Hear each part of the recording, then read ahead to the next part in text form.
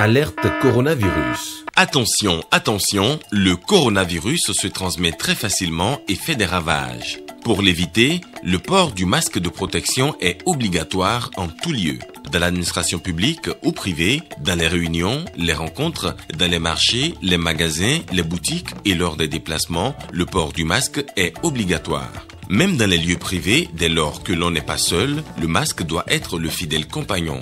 Mais attention, le port de masque de protection ne dispense nullement d'appliquer les autres mesures de prévention, notamment le lavage des mains à l'eau et au savon et l'observance de la distance de sécurité sanitaire d'au moins 1 mètre entre personnes. Enfin, s'abstenir de porter des gants en vue du lavage régulier des mains à l'eau et au savon ou de l'application de gel hydroalcoolique. Pour tout savoir sur l'épidémie du coronavirus au Bénin, rendez-vous sur le site web www.gouv.bj/coronavirus. Ceci est un message du gouvernement de la République du Bénin. À la une de ce 13h présidentiel d'avril 2021, le mouvement Perspective 2021 soutient la candidature de Patrice Talon. Les membres de ce creuset l'ont fait savoir par le biais d'une déclaration.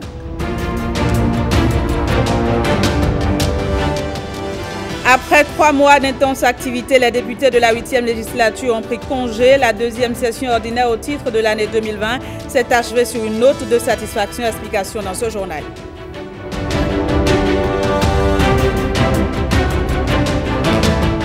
Et puis, de nouveaux chefs de mission diplomatiques sont au Bénin. Ils ont été reçus en audience par le ministre des Affaires étrangères et de la coopération.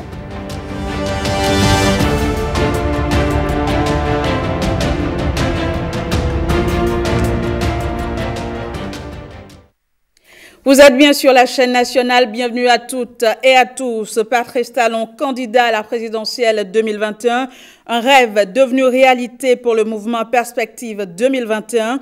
Les membres de ce creuset l'ont d'ailleurs fait savoir, c'est à travers une déclaration faite par le secrétaire exécutif du mouvement. On l'écoute. Le mouvement Perspective 2021 se réjouit de l'avis favorable qu'il a reçu le vendredi 15 janvier dernier depuis la ville d'Adjoou, par rapport à l'appel qu'il a lancé envers le président de la République pour continuer l'œuvre entamée depuis avril 2016 et accorder encore sa disponibilité à sa nation qu'il a tant aimée pour les 5 années à venir. Comment ne pas se réjouir et accompagner quelqu'un qui, en presque 5 ans, a accompli des réalisations inimaginables auxquelles personne ne pouvait s'y attendre au départ.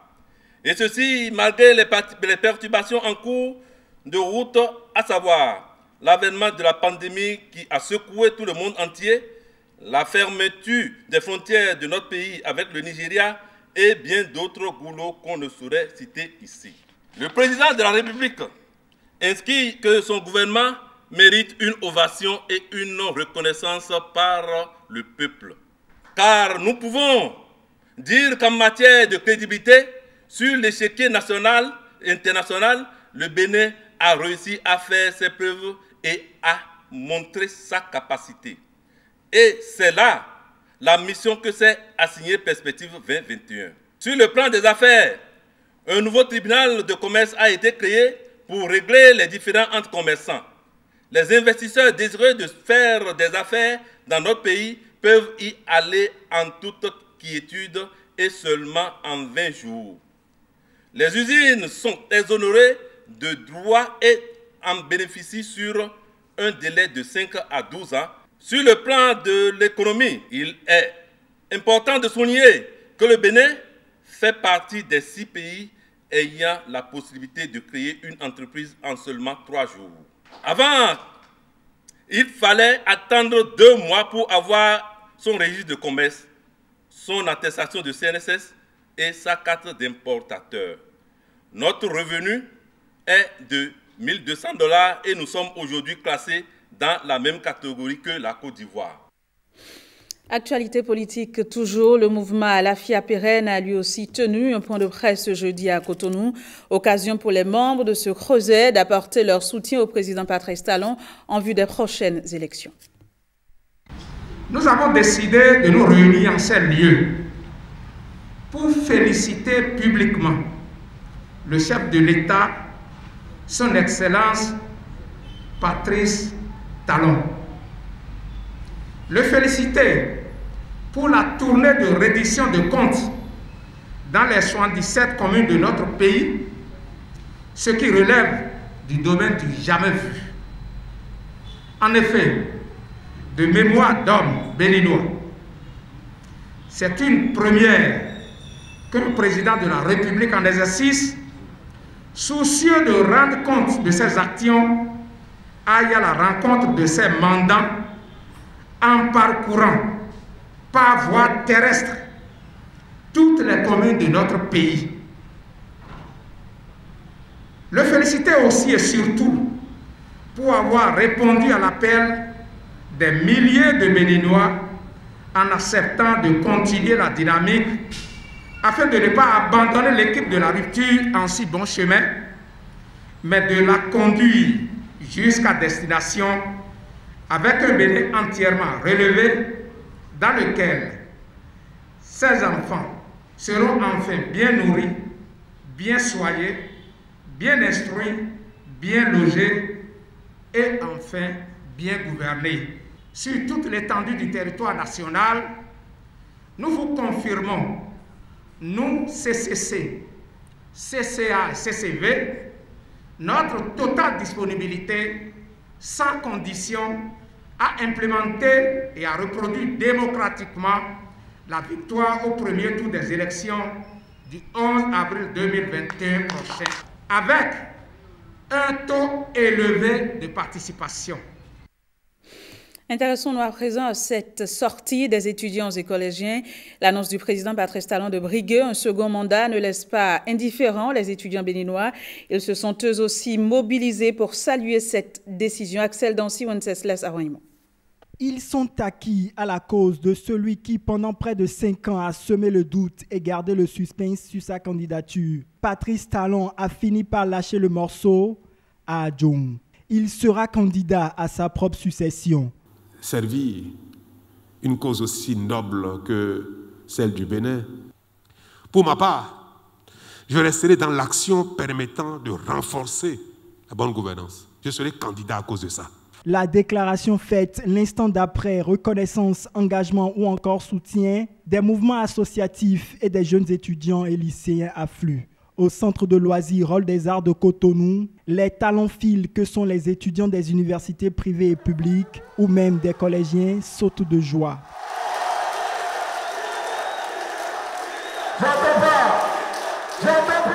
La déclaration du chef de l'État pour eux est loin d'être un buzz. Nous, élèves, fils et filles du pays, saluons votre bravoure et votre courage. On n'en finirait pas si nous devons énumérer les nombreux travaux que vous avez accomplis et continuez d'accomplir. Notre pays change de visage malgré les murmures incessants qui les accompagnent. Nos collèges et lycées ressentent très faiblement la preuve matérielle de ces actions. Mais nous, élèves, continuons par espérer que vous pouvez toujours améliorer nos conditions de travail, car nous avons foi en vous. Talent pour succéder à talent, d'un esprit patriotique, ces jeunes reconnaissent les mérites de l'homme. Prêts, ils sont à accompagner le réformateur. Les nombreuses réformes entreprises dans le système universitaire béninois nous ont facilité l'apprentissage. Nous vous remercions déjà pour la plateforme e-learning que vous avez mis à notre disposition et pour l'accès gratuit à la connexion Internet dans toutes les universités du Bénin.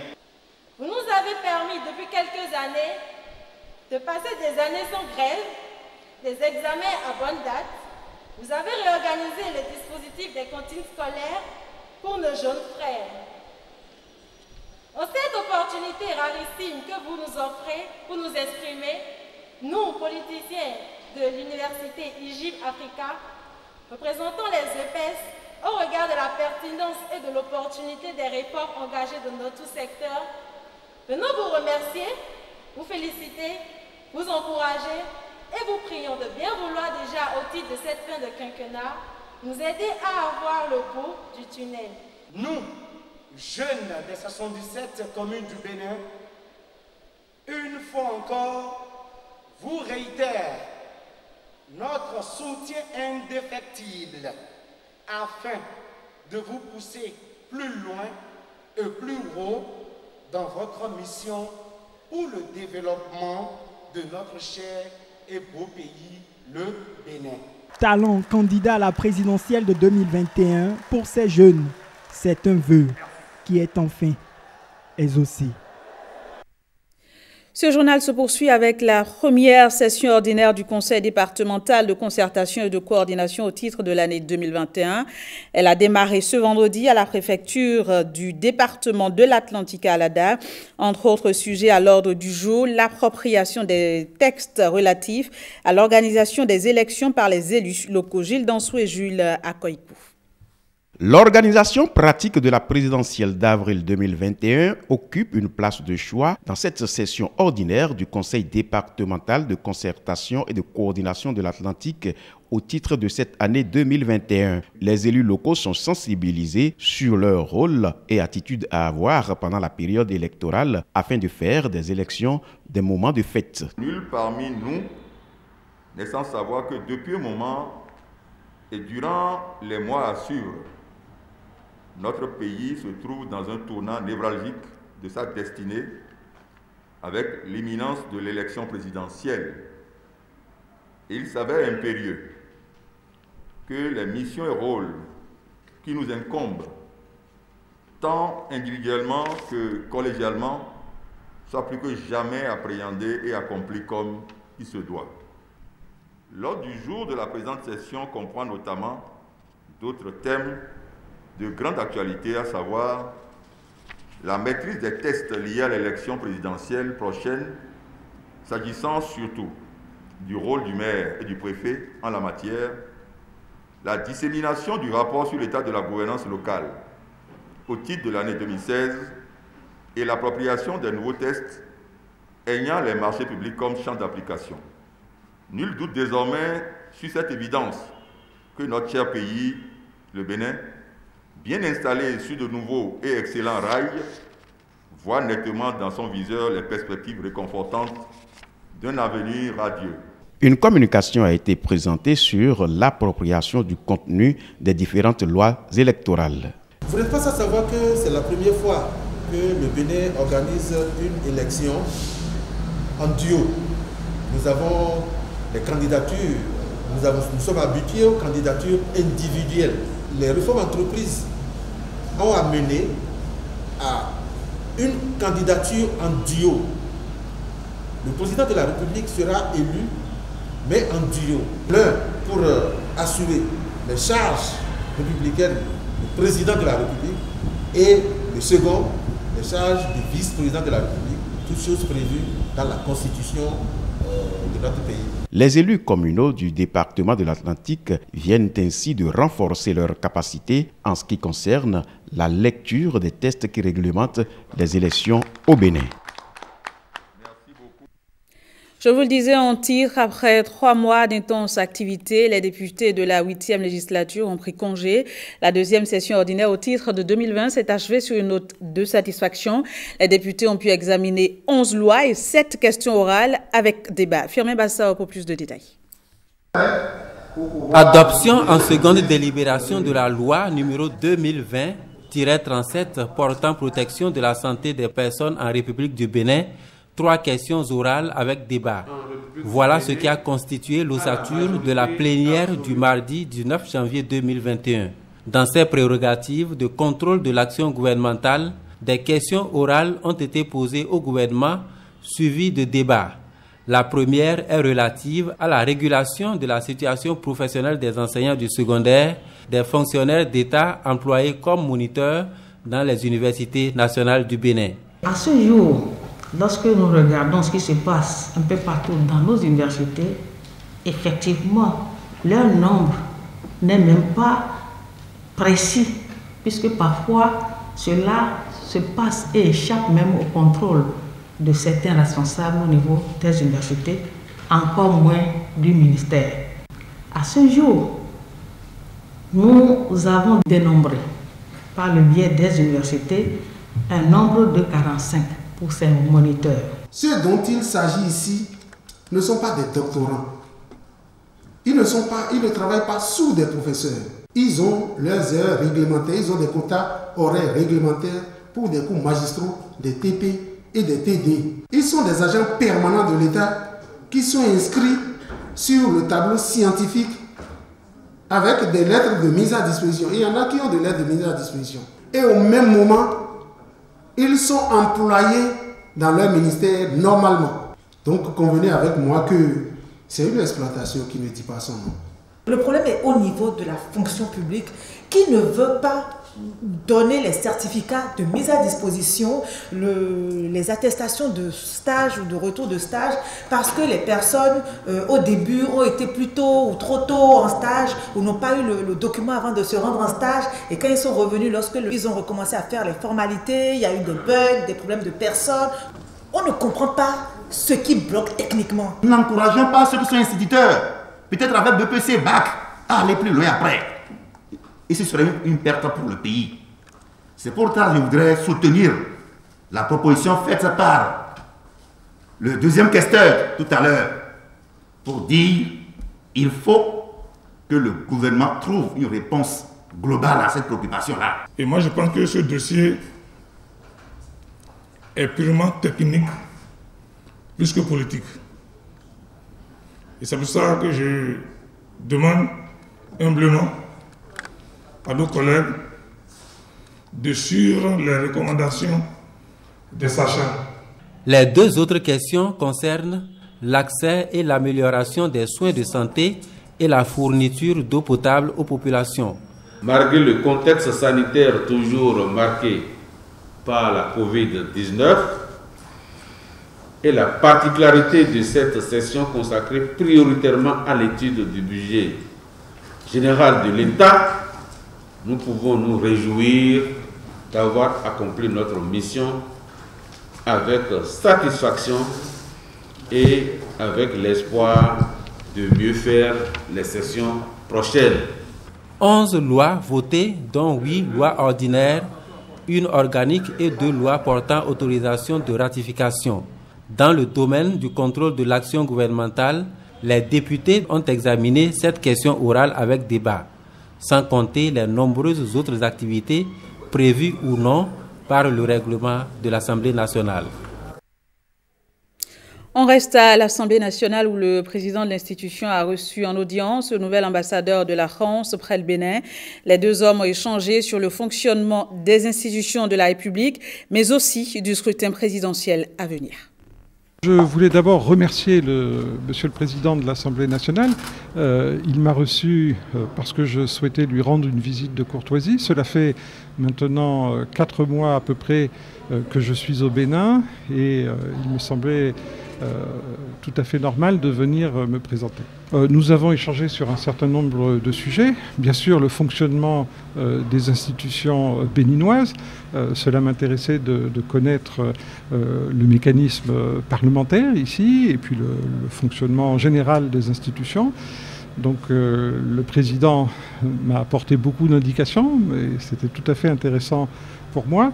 Et puis, comme vous le savez, nous sommes dans une période politiquement intéressante. Et puis, j'ai souhaité donc connaître un peu son point de vue sur ce qui se profilait avec l'élection présidentielle. Il m'a donné son point de vue, il m'a expliqué un certain nombre de choses sur les partis politiques et c'était tout à fait intéressant pour moi. Enfin, nous avons parlé des échanges entre la France et le Bénin, des échanges parlementaires qui étaient nourris jusqu'à l'arrivée de la crise sanitaire et qui, je pense, reprendront à l'issue de cette crise sanitaire. De nouveaux chefs de mission diplomatique sont au Bénin. Ils ont présenté au ministre des Affaires étrangères et de la coopération les copies figurées de leurs lettres de créance pour certains et pour d'autres leurs lettres de cabinet. Le compte rendu avec Nika Norkovi. Après-midi très diplomatique au ministère des Affaires étrangères et de la coopération.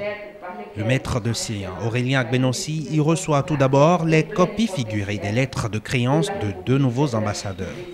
Premier chef de mission reçu, Regina Célia de Oliveira Bittencourt, nouvelle ambassadeur extraordinaire et plénipotentiaire du Brésil près le Bénin, avec résidence à Cotonou.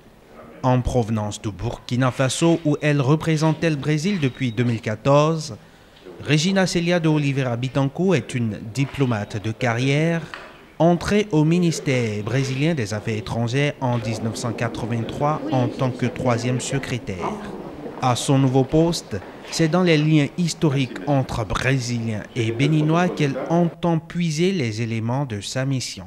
Moi, personnellement, je viens de Bahia, et c'est un État du Brésil qui a une grande population d'afro-descendants. Et ces gens, maintenant, veulent retrouver leurs racines. Alors, ils ont beaucoup d'intérêt en Afrique. Ils sont eux qui demandent du gouvernement brésilien un rapprochement plus étroit de l'Afrique. A contrario, c'est à la saveur de l'ananas made in Bénin que le nouvel ambassadeur de la République d'Afrique du Sud a succombé, au point de vouloir en faire l'objet d'une coopération agricole plus pointue entre les deux pays dans le cadre de sa mission. My first priority comes from the very first time that I tasted your pineapple. Robina Patricia Marx est titulaire d'un master en études sur le genre et le développement obtenu à l'université de Sussex au Royaume-Uni. Elle est en provenance du Sri Lanka où elle était haut-commissaire avec juridiction sur le Bangladesh, le Népal et les Maldives. Bénin avec résidence à Cotonou. Dans un registre tout aussi similaire, Aurélien Agbenonsi a également reçu les lettres de cabinet de Salvatore Niyonzima, citoyen burundais nommé coordonnateur résident du système des Nations Unies au Bénin, poste qu'il a déjà occupé au Lesotho d'où il est en provenance. Né le 30 avril 1959, cet ancien professeur de français des lycées et collèges peut compter dans sa nouvelle mission sur un parcours professionnel enrichissant qui l'a conduit des plus hautes fonctions au sein de l'administration burundaise aux responsabilités les plus exigeantes au sein du système des Nations Unies, où il a été notamment directeur pays de l'ONU-SIDA de 2004 à 2017, respectivement en Namibie, au Gabon, au Burkina Faso et à Madagascar. La réponse contre l'épidémie de la Covid-19 et de ses impacts socio-économiques, la reprise de l'économie nationale, et ainsi de suite. Ça fait partie des objectifs qui m'amènent ici. Et l'autre élément, c'est peut-être aussi d'appuyer la coordination des partenaires au développement du Bénin pour produire plus de résultats dans le dialogue. Autre chef de mission a présenté ses lettres de cabinet au ministre des Affaires étrangères de la coopération cet après-midi, Janabou Maonde, citoyenne camerounaise, nommée représentant résident de l'UNICEF auprès de la République du Bénin.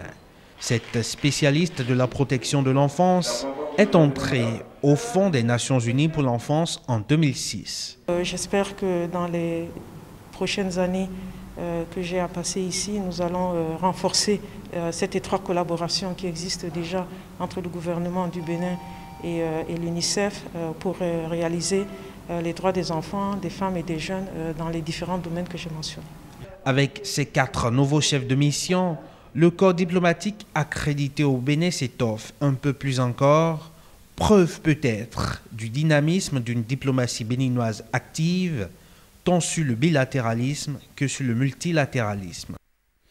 Direction Kandichou, l'ONG Autre Vie entend mettre fin au mariage des enfants et aux grossesses en milieu scolaire. Elle a organisé un atelier au profit des enseignants de la commune, maillon important du dispositif scolaire de prévention. La Libori et Kandi ont malheureusement la réputation d'être une plaque tournante de la violation des droits de l'enfant. Voilà donc pourquoi cette commune a été choisie pour bénéficier des interventions de l'un des volets du projet Cash plus Care. L'ONG Autre Vie s'est engagée aux côtés de l'UNICEF avec le soutien du gouvernement béninois dans la mise en œuvre du volet comportemental du projet Cash plus Care dans la commune de Kandi. Il est question de bouter hors de Kandi et de la Liborie le mariage des enfants et les grossesses en milieu scolaire. Pour y arriver, l'ONG Autre Vie travaillera avec l'ensemble des autorités de l'école, que vous êtes au niveau primaire que secondaire, pour mettre en place un cadre réglementaire dans les écoles pour la protection des écoliers et des élèves contre le mariage des enfants à travers la définition d'une charte de bonne conduite au niveau de 123 écoles primaires et établissements d'enseignement secondaire. Un dispositif fonctionnel de lutte est également mis en place en communauté, mais surtout dans les écoles, d'où cet atelier qui réunit les enseignants de Kandi. Ceux-ci applaudissent l'initiative. Nous débattons pour que ce phénomène soit déraciné. Voilà l'ONG Autre Vie vient à notre secours. Nous ne ferons que applaudir et les accueillir à bras ouverts pour que leur œuvre soit utile. L'ONG Autre Vie, présente dans le département depuis 2015, mérite d'être encouragée parce que les actions qu'elle mène se ressentent sur le terrain. L'accompagnement de la mairie pour l'atteinte des objectifs du projet ne se fera pas prier. Soyez-en rassurés, monsieur le directeur exécutif.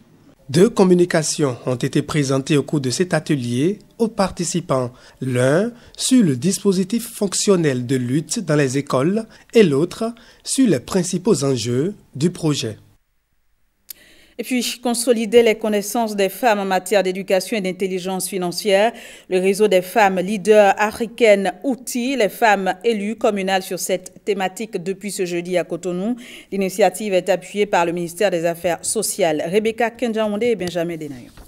Le chapitre du réseau. 46 femmes élues ou nommées provenant des communes du Sud Bénin. Pendant 48 heures, elles seront outillées sur plusieurs thématiques, dont l'éducation et l'intelligence financière, une initiative du réseau des femmes leaders africaines.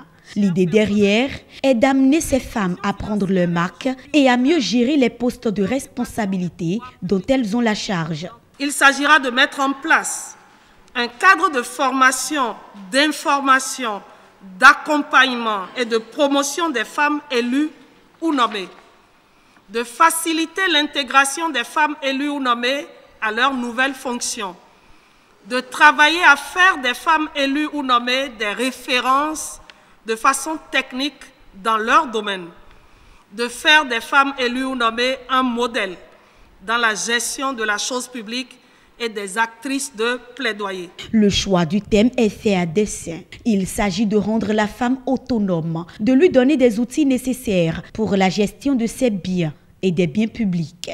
Le réseau veut aussi booster les connaissances financières de ces femmes afin qu'elles participent à la croissance inclusive au service du développement économique et social de leurs communes respectives. C'est une formation qui cadre parfaitement avec un de nos objectifs qui nous sont assignés, en particulier dans le domaine de la promotion de la microfinance, où nous nous occupons du renforcement des capacités des institutions de microfinance et du renforcement des capacités des clients. C'est le lieu et l'occasion pour moi de vous exhorter au sérieux. Prenez en compte tout ce qui vous sera dit pour pouvoir vraiment les mettre en application.